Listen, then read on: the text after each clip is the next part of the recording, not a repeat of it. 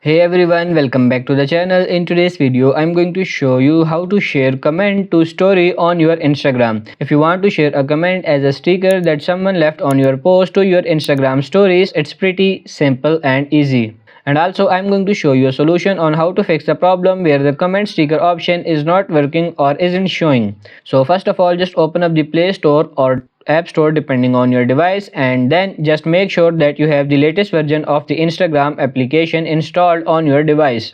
If you don't, just update the app because this is a new feature. After that step, we can open our Instagram application and then go over to our Instagram profile.